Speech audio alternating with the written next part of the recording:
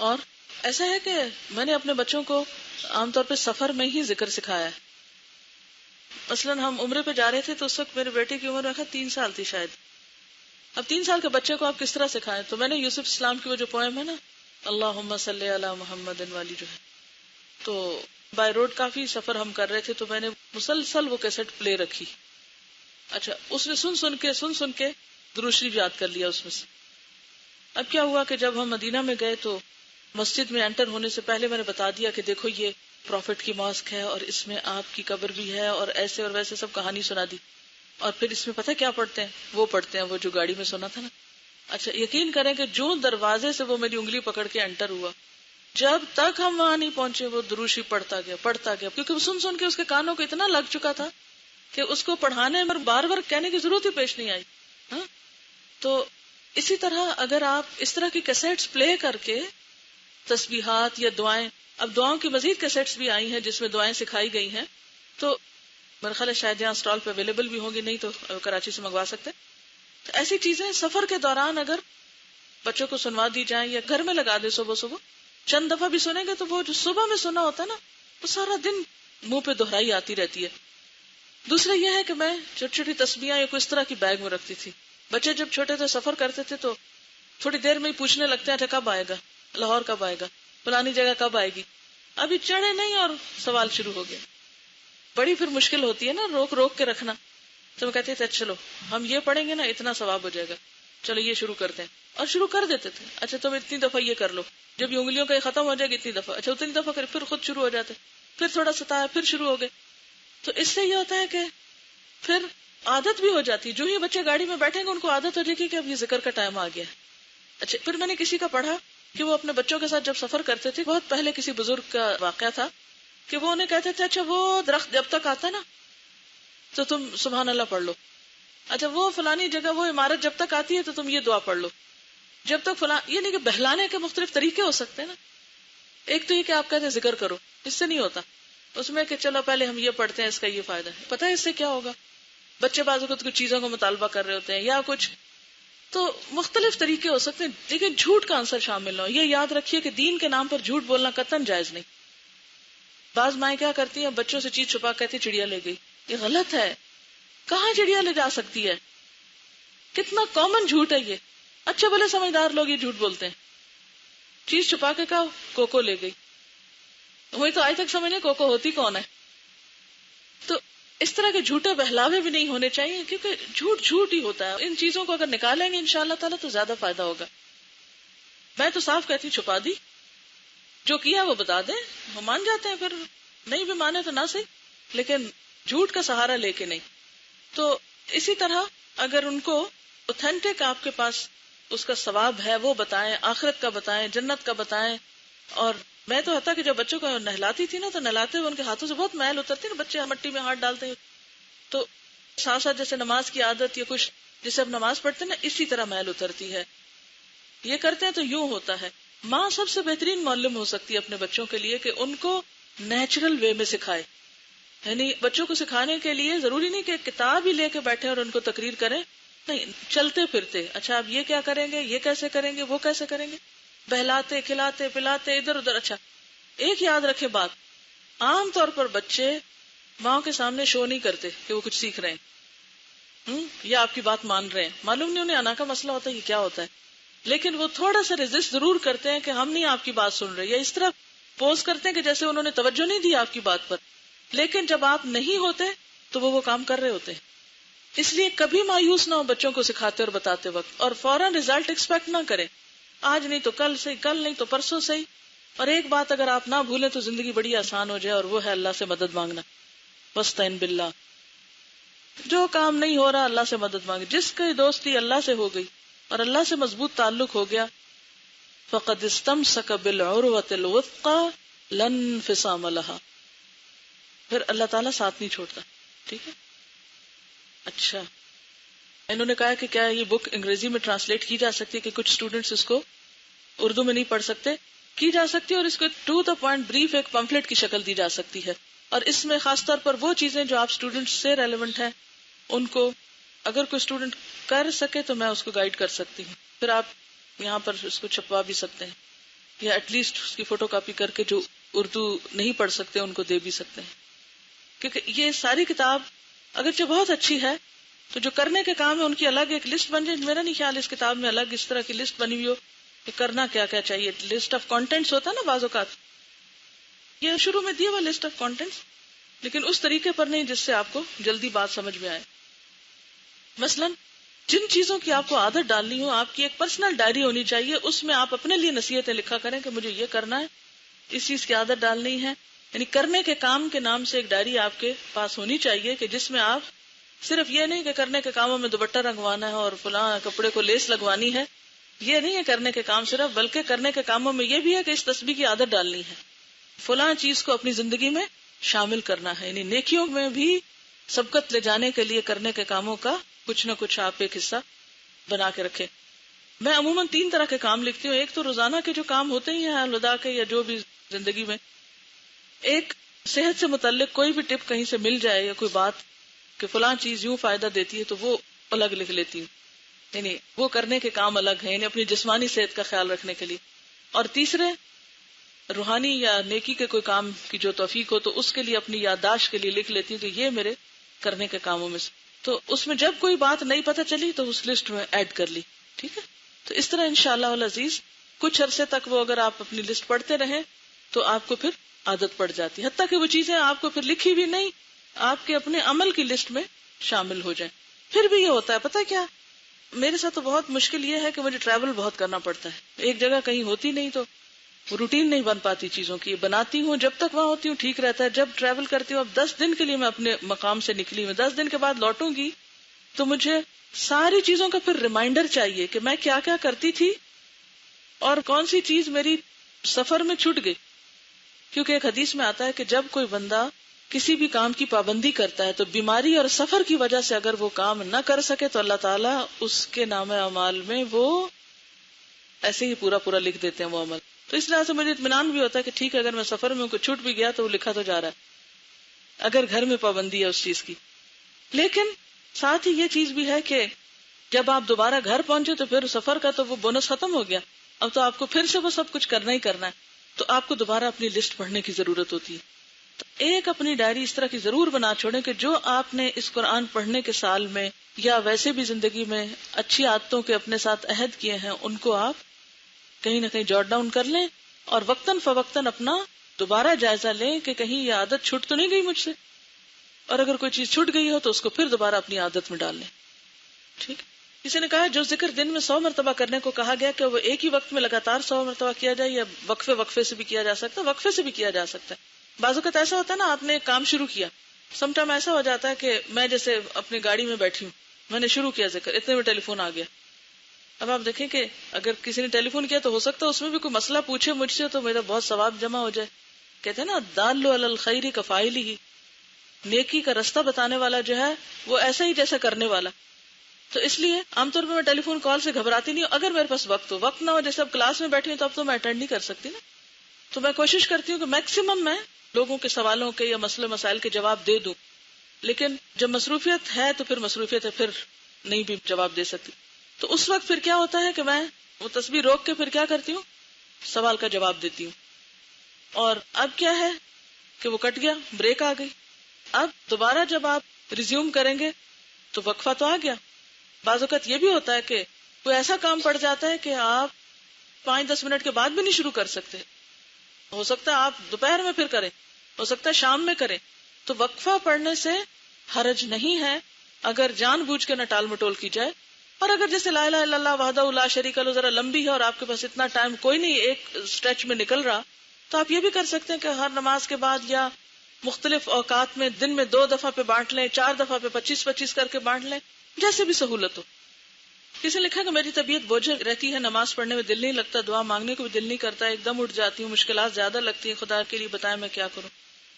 اصل میں 2-3 وجوہات ہو سکتی ہیں. ایک تو یہ کہ فزیکلی آپ بیمار ہیں, کیونکہ یہ نارمل شخص کی کیفیت نہیں ہوتی.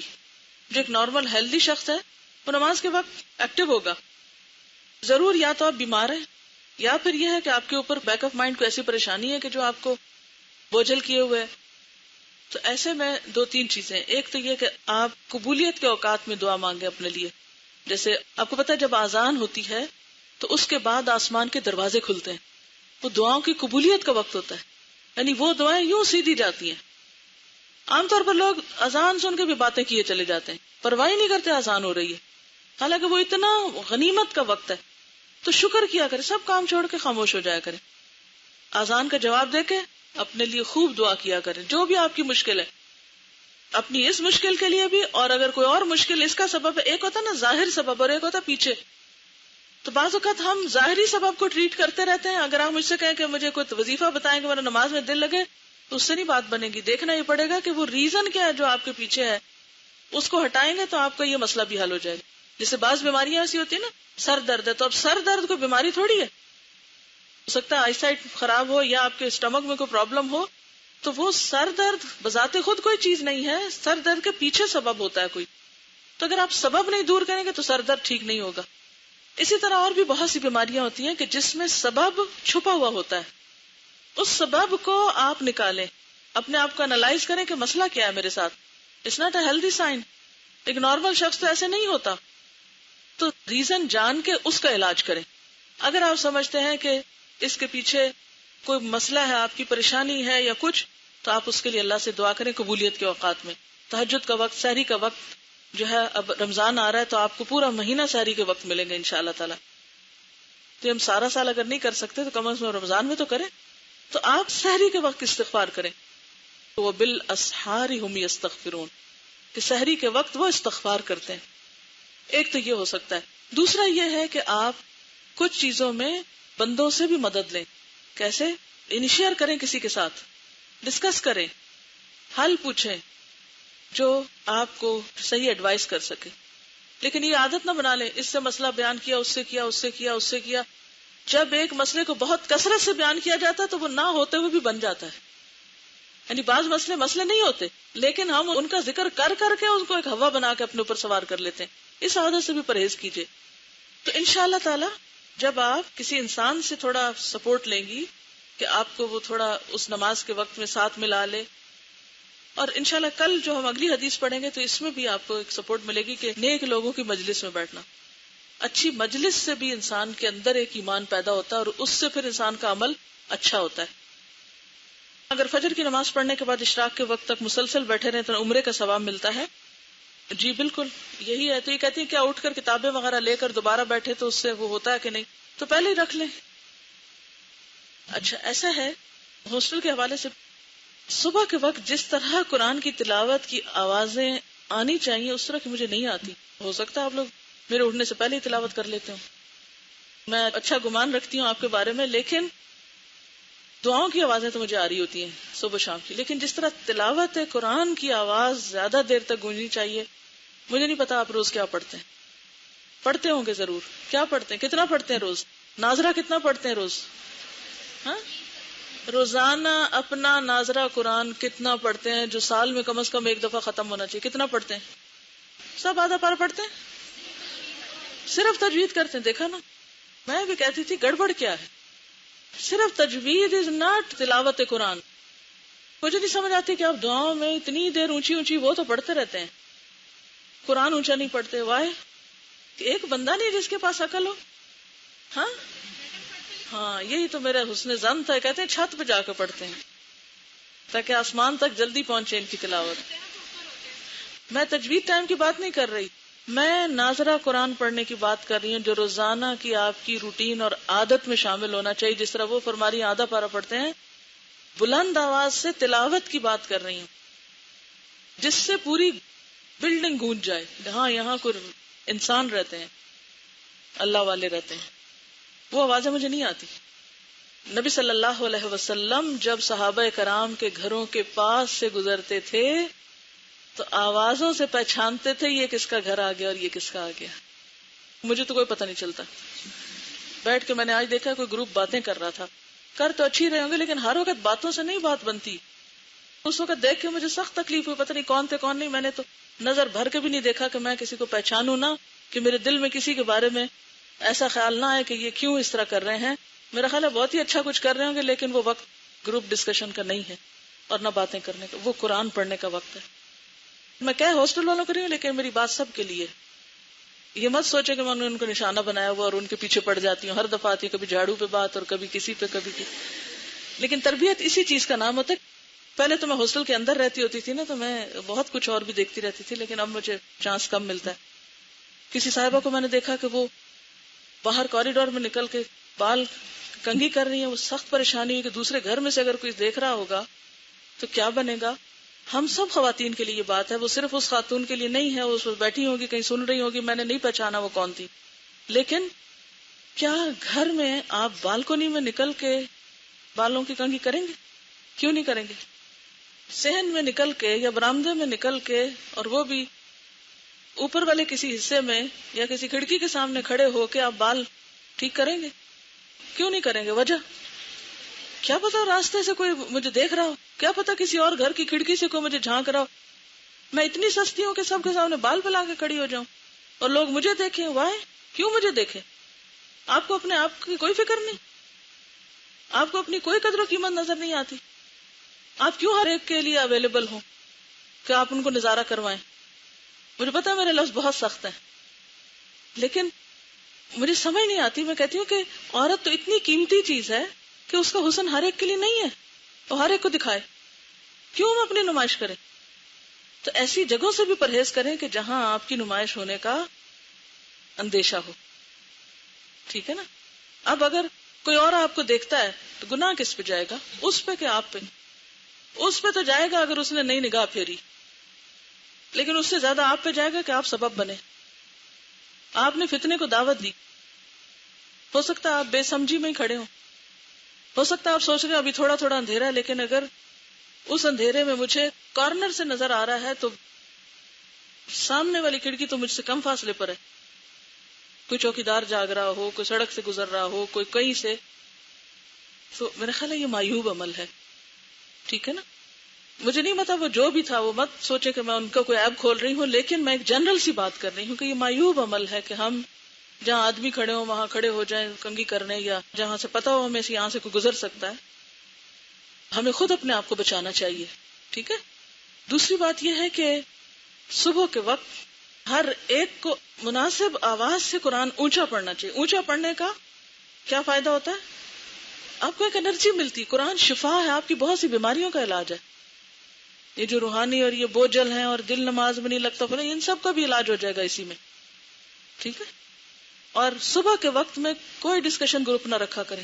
صبح کے وقت باتوں کا وقت نہیں ہوتا، وہ اتنا روحانی نورانی وقت ہوتا ہے کہ جس میں ہمیں اللہ سے زیادہ رابطہ رکھنا چاہیے.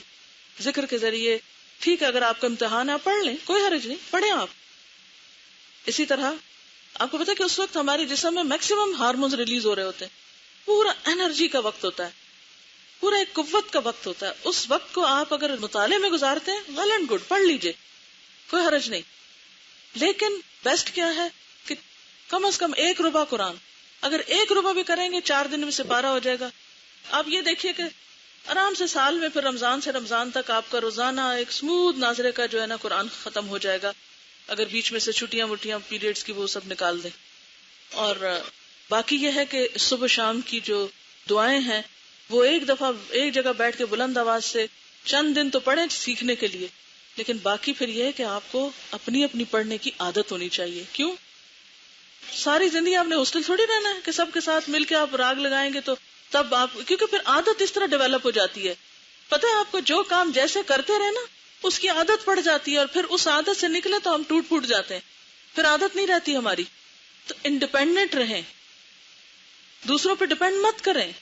آپ کو اپنی عبادات میں، اپنے نفسیاتی مسائل میں، اپنی روحانی قوت میں سیلف موٹیویٹڈ اور انڈیپینڈنٹ ہونا چاہیے. ٹھیک ہے کسی کسی وقت انسان گھبرا جاتا ہے، دوسرے پہ بھی سہارا لے لیتا ہے، لیکن ہر وقت سہاروں کی تلاش میں نہ رہا کریں. اللہ کو اپنا سہارا بنائیں. جس نے اللہ کا سہارا تھام لیا اس نے مضبوط کڑا تھام لیا جس کو کبھی نہیں ٹوٹنا. بندے سب کمزور ہیں. تو کیا کہا ہے میں نے، کیا کرنا ہے سویرے؟ کم از کم 1 ربع. اگر آپ آدھا پارا بھی پڑھ سکتے ہیں تو بہت اچھا. اٹ ڈیپینڈس کہ آپ کے پاس ٹائم کتنا ہے. ٹیسٹ نہ ہو تو زیادہ پڑھ لیں، ٹیسٹ ہے تو آپ، لیکن ربع سے کم پہ نہیں جائیں. قرآن کی روانی اتنی ہو جائے گی انشاءاللہ. 2 طرح کے لوگ میں نے زندگی میں دیکھے ہیں، کہ وہ جو ریگولر قرآن کی تلاوت کرنے والے ہیں اور ایک اس کی عادت نہ رکھنے والے. دونوں کی قرآن کی قرات میں فرق ہوتا ہے. جو ریگولر نہیں کرتے وہ ضرور بھولتے ہیں قرآن پڑھتے وقت.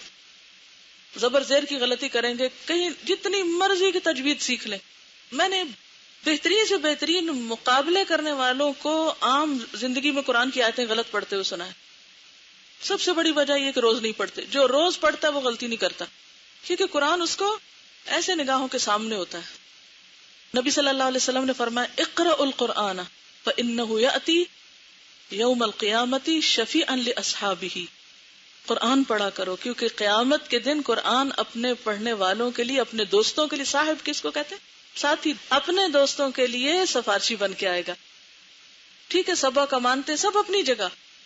پھر ربع کے لیے کتنے منٹ لگیں گے؟ صبح ایک دفعہ آپ دیکھ لیں کہ آپ کے ٹائم میں کتنے منٹ لگتے ہیں.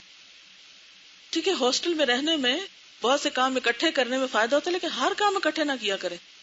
ہر کام اکٹھے, ہر کام اکٹھے, ہر کام اکٹھے, انڈیویجل لائف بالکل ہی ختم ہو کر رہ جاتی ہے. کچھ ٹائم انڈیویجل بھی ہونا چاہیے جس میں آپ اپنے آپ کو سیلف خود پابندی کرا سکیں. یہ نہیں کہ آپ کے پیچھے ایک ڈنڈا لے کے لگے ہوئے ہیں, ادھر کھڑے ہو جاؤ ادھر کھڑے ہو جاؤ, ہر وقت بکریوں کی طرح ہانکا جا رہا ہے. یہ کیا زندگی ہے؟ ٹھیک ہے نا, آپ خود باشعور انسان ہیں, آپ کو بس ٹارگٹ دینا چاہیے بھی یہ کام آپ نے کرنا ہے, اور اس کے بعد آپ خود کر کے آئیں. میرے خیال ہے نہیں کرتے ہوں گے نا, پھر اسی لیے انہوں نے حل سوچا ہوگا کہ آپ کو اکٹھے ہی کر کے نظروں کے سامنے بٹھا کے پھر آپ سے کروایا جائے. تو آپ کیوں موقع دیں کہ آپ کو ساتھ اس طرح کا سلوک ہو. یہ کہہ رہی ہیں کہ اکثر لوگ تو خود ہی کرتے ہیں, سب کام کر لیتے ہیں, لیکن چند لوگ نہیں کرتے, تو ان کا کیا کیا جائے. اچھا مجھے یہ بتائیے کہ امر بالمعروف اور نہی عن المنکر کس کی ذمہ داری ہوتی ہے؟ سب کی ہے کہ نہیں؟ کنتم خیر امت, یہ تو اب سب نے پڑھ لیا ہے نا. تو یہ جو ذمہ داری ہے نا امر بالمعروف اور نہی عن المنکر کی, یہ صرف وارڈن کی نہیں ہوتی, یہ صرف ماں کی نہیں ہوتی, یہ صرف بڑوں کی نہیں ہوتی, یہ سب کی ہوتی ہے. اگر کوئی شخص غلط کام کر رہا ہے, رول نہیں فالو کر رہا ہے, یا کوئی توڑ رہا ہے یا کچھ, آپ کا کیا فرض بنتا ہے؟ جا کے وارڈن کو شکایت کریں جلدی جلدی, یا ٹیچر کو شکایت کریں. کوئی شخص غلطی کر رہا ہے, آپ کیا کریں گے؟ اسی وقت پیچھے پڑ جائیں گے.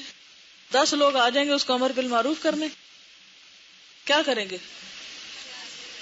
پہلے تو جائزہ لیں گے مسئلہ کیا ہے. مسئلہ سمجھے بغیر ہاتھ مت ڈالیں, ناکامی ہوگی. آبزرو کریں بات کیا ہے, کوئی شخص ایک کام کیوں نہیں کر رہا, چاہے آپ کا بچہ ہے, چاہے آپ کی کوئی دوست ہے, چاہے کوئی بھی ہے. پہلے خوب جائزہ لیں کہ اس شخص کا مسئلہ کیا ہے. مسئلہ سمجھ کے پھر آپ دیکھیں کہ وہ ہمدردی کا مستحق ہے, یا ڈانٹ کا مستحق ہے, یا پھر کسی اور مدد کا مستحق ہے. کیا کرنا چاہیے اس کے ساتھ کہ اس کو اس دلدل سے کھینچ کے باہر نکالا جائے. لا تعلق انسانوں کی طرح ہمیں نہیں رہنا چاہیے ایک دوسرے کے ساتھ. ہر مسلمان کا دوسرے مسلمان پہ حق ہے. اگر آپ اس کلچر میں جیئیں گے, یہاں جیئیں یا کہیں اور, تو آپ ایک کامیاب انسان کے طور پر جیئیں گے. آپ کو پتا ہے کہ جو لوگ والمؤمنون والمؤمنات بعضهم اولیاء بعض یأمرون بالمعروف وینہون عن المنکر ویقیمون الصلاۃ ویؤتون الزکاۃ اولئک سیرحمهم اللہ اولئک هم المفلحون. ایسے لوگوں پہ اللہ کی رحمت آتی ہے جو اس کلچر میں جیتے ہیں. کس کلچر میں؟ امر بالمعروف اور نہی عن المنکر کے, کہ لوگوں کو نیکی پہ لگانا, اور اگر کوئی غلط کر رہا ہے تو اس کو پیار سے محبت سے کسی نہ کسی طرح, ہر ایک اپنی نگاہ کھلی رکھے, ہر ایک کے اوپر لازم ہے. یہ نہیں کہ کوئی غلط کر رہا ہے تو آپ جلدی سے دوڑیں اور اس کی شکایت کر کے آئیں اور ایک لمبا سا خط لکھیں فلاں لڑکی تو یہ اور یہ غلط کام کرتی. یہ نہیں طریقہ. طریقہ کیا ہے؟ اس کی مدد کریں. انصر اخاک ظالما او مظلوما, اپنے بھائی کی مدد کرو خواہ ظالم ہو یا مظلوم. مری کا سفر کیسا گزرا؟ کیونکہ ہمیں مری جانے کا بہت شوق ہے. الحمدللہ بہت اچھا تھا, سوائے اس کے کہ جاتے ہوئے مسلسل طبیعت خراب رہی اور پھر بالکل بہت ہی ایک طرح سے ویکنس ہو گئی. لیکن الحمدللہ جاتے ہی کوئی درس نہیں تھا کہ میں مشکل میں پڑتی.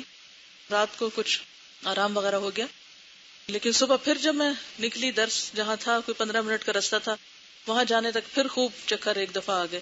لیکن الحمدللہ لڑکیوں نے اور ٹیچرز نے اور اسٹوڈنٹس نے اور لوگوں نے اتنا ڈسپلن کا مظاہرہ کیا, اتنی اچھی باتیں کی کہ سب تکلیفیں بھول گئی, اور الحمدللہ بہت اچھا رہا. یعنی سب کو دیکھ کر بہت خوشی ہوئی. مجھے سب سے زیادہ اچھی بات جو لگی وہ یہ کہ ان بچیوں کے اندر چمکتی آنکھیں, ایکٹیو ہو کے بیٹھنا, اور ان کا اچھا رسپونڈ کرنا، اور جو تاثرات تھے وہ بھی اچھے تھے. اور آپ کو پتا ہے کہ ان کا پچھلا ختم قرآن تھا، اس میں بھی میرا جانا ہوا تھا، میرا 2 سال پہلے تھا شاید. تو اس وقت ان کی ریکارڈنگ جو تھی وہ میں لے گئی تھی کراچی، پھر جا کے کیسٹ ریلیز کرائی تھی قرآن کی کرنیں مری کے کوساروں پر. تو کل میں سوچ رہی تھی کہ اب یہ دوسری کیسٹ کا نام رکھنا چاہیے قرآن کی کرنیں مری کے سبزہ زاروں پر یا وادیوں میں، کیونکہ اب وہ پہلے تو مخصوص جگہوں پر تھا، اب وہ نیچے بھی کھائیوں اور گہرائیوں میں بھی پہنچ گیا میسج، اور بھی ادھر ادھر. تو جو لڑکیاں کام کر رہی تھی تو میرا جی چاہ رہا تھا اس کا نمبر 2 بھی نکالا جائے. اور ایک بچی جو پچھلے سال بول رہی تھی اپنے تاثرات، وہ اس سال فوت ہو چکی تھی، تو اس کی کیسٹ پلے کی تھی ہم نے، وہ جو کچھ کہہ رہی تھی. اور میں اس وقت سوچ رہی تھی کہ اسی ہال میں، اسی سٹیج پر، اسی جگہ یہاں کھڑی تھی وہ بچی، اور آج وہ ہم میں موجود نہیں اور اس کی کیسٹ پلے ہو رہی ہے. اور جس طرح سے وہ قرآن کے بارے میں اپنے جذبات کا اظہار کر رہی تھی، میں سوچ رہی تھی کہ اگر یہ قرآن کے بغیر مر جاتی تو کیا ہوتا.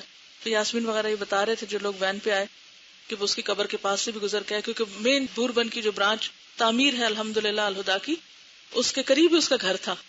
اور آپ کو پتا مری میں کوئی ایک قبرستان نہیں بڑا ہوتا، لوگ اپنی اپنی زمین میں دفنا دیتے ہیں جہاں جہاں انہوں نے جگہ رکھی ہوتی، تو بالکل برانچ کے قریب ہی اس کی قبر موجود ہے. یہ نہیں کہ کوئی مزار ادھر لا کے بنایا گیا، لیکن وہ اپنے طریقے کے مطابق جیسے دفناتے ہیں اپنے علاقے میں اسی طرح. تو میں سوچ رہی تھی کہ آج وہ مٹی کے اندر ہے، ہم بھی بہت جلد وہاں پہنچنے والے ہیں. کاؤنٹ ڈاؤن تو شروع ہو چکا ہے نا، ڈے 1 سے ہر روز ایک دن ختم ہو جاتا، مائنس ہو جاتا ہے. تو خیر وہ جب اس کی پلے کرائی گئی کیسٹ تو سب بچیاں بہت رو رہی تھی. اور اس کے بعد پھر ہم نے دنیا کیا مسافر لگایا، اور اس بیچ کی بھی ایک بچی کو بلڈ کینسر ہو گیا اور وہ بھی فوت ہو گئی اس سے پہلے کہ اس کا کورس مکمل ہوتا. اور تنظیم اس کا نام تھا، پچھلے رمضان میں اس کی ڈیتھ ہوئی. رمضان کے شروع میں ان لوگوں نے پلان کیا کہ ہم غریبوں کے لیے کھانا پکا کے تو بانٹیں گے، اور وہ چند دن آئی کہ میں بھی اپنا حصہ ڈالوں گی. پھر اس کے بعد اس کی طبیعت زیادہ خراب ہوگی اور اسی رمضان میں اس کی ڈیتھ بھی ہوگی. تو بات یہ ہے کہ ہم سب نے بھی جانا، لیکن ہم بھی سوچیں کہ ہماری کیا تیاری اور ہم کس طرح اپنے وقت کو گزار رہے ہیں، کیونکہ موت کسی کا بھی انتظار نہیں کرے گی. کوئی اچھے کام کر رہا ہے یا نہیں کر رہا، سب کے لیے آنا ہے اس نے. تو ہم سب کو اپنے لیے کچھ نہ کچھ کر لینا چاہیے اور انتظار زیادہ نہیں کرتے رہنا چاہیے کہ پھر کر لیں گے. صبر اور حلم میں کیا فرق ہے؟ صبر تو وسیع ٹرم ہے، حلم آہستگی اور رک جانا اور بردباری اور کسی کی بات کو برداشت کر جانا اس معنی میں آتا ہے، یا مشقت کو اپنے اوپر لے لینا. حلم کا ترجمہ کیا کیا جاتا ہے؟ بردباری. برد کس کو کہتے ہیں؟ بوجھ کو، یعنی بوجھ اٹھا لینا، یعنی کوئی ذمہ داری یا بوجھ یا کوئی بھی چیز اٹھا کر یعنی اس کو ایکسپٹ کر لینا، قبول کر لینا اس مشکل کو. کیا شیطان اور نفس الگ الگ چیزیں ہیں؟ جی ہاں، شیطان اور نفس الگ چیزیں ہیں، 2 الگ اینٹیز ہیں. ہم نے وعدہ کیا تھا سب نے ایک، اور وعدہ خلافی ہو رہی ہے کہ جلد بازی سے نجات کے لیے کیا تجویز آپ نے سوچی. انہوں نے لکھا ہے 2 طریقے اپنانے کی کوشش کی. کہتی اگر میں چل رہی ہوں اور کوئی بات کرنا چاہے تو مناسب جگہ پر رک کر توجہ سے بات سنتی ہوں. اگر مجھ پر کوئی مشکل آئے یا کوئی غصہ کرے تو اس کے تھوڑی دیر بعد اپنے آپ کو ری ایکشن سے روک لیتی ہوں. بہت اچھا ہے. ہاں کوئی اور بتائے گا کیا سوچا آپ نے جلد بازی سے رکنے کا طریقہ؟ یہ سوچا ہی نہیں. یہ کہہ رہی ہیں کہ بعض اوقات کوئی کام کرنے کا وقت جو ہوتا ہے اس کو ہم بڑا ڈیلے کر دیتے ہیں، تو پھر آخری مومنٹ پہ جب کرتے ہیں تو تیز کرتے ہیں. یعنی کہ تعویل سے اور ڈھیل سے کام نہ لیں، وقت پر کام کرنے کی کوشش کریں، اس سے بھی ٹھہراؤ آئے گا.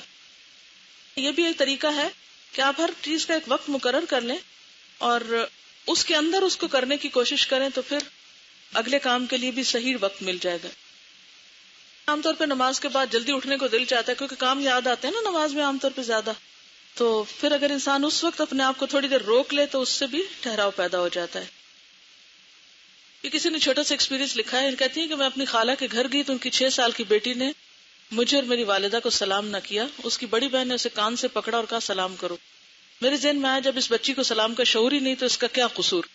میں نے گھر آ کر بہت سوچا، پھر آخر میں نے ان کی مدر کو کال کیا، بات کی کہ اگر آپ کو واقعی دلچسپی ہے کہ بچے کچھ دین پہ عمل کریں اور جانیں تو سنڈے کے دن صرف 1 گھنٹہ مجھے دے دیں. میں نے 2-3 فیملیز کو کال کیا اور آخر 10 بچے اکٹھے ہو گئے. اب آنے والے سنڈے کو میری پہلی کلاس ہے جس میں ان کو دین کی باتیں اور چھوٹی چھوٹی دعائیں یاد کراؤں. وہ بچے بھی خوش ہیں.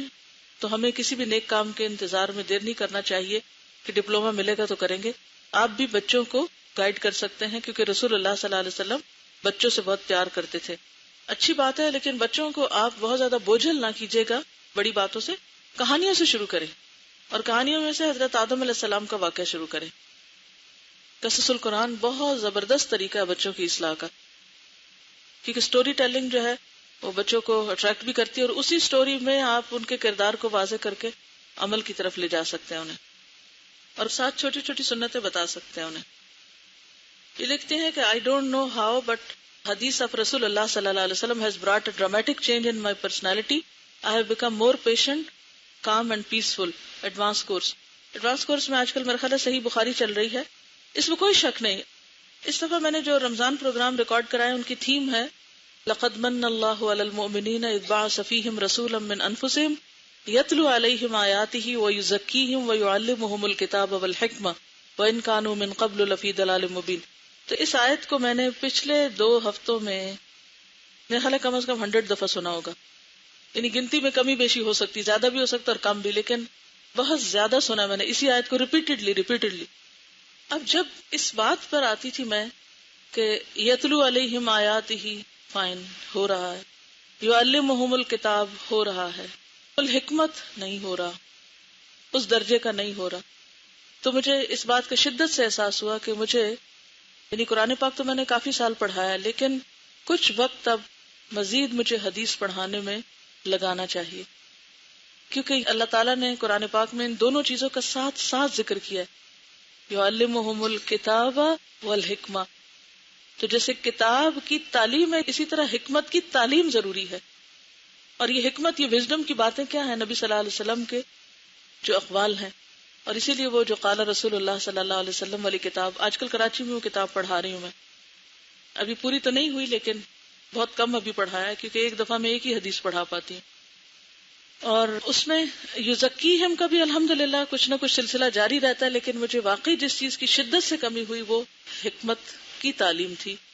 آپ کے کورس میں جس کا پورشن بہت کم ہے، اور اس کے لیے ایڈوانس کورس میں آتا ہے ایک بڑا پورشن، لیکن کوشش ہم یہ کر رہے ہیں کہ ایسا سلیبس تیار ہو جائے جو آپ کو اس ڈپلوما کورس میں قرآن کے ساتھ ساتھ الگ طور پر ان ڈیٹیل تھوڑا وزڈم لٹریچر بھی دیا جائے.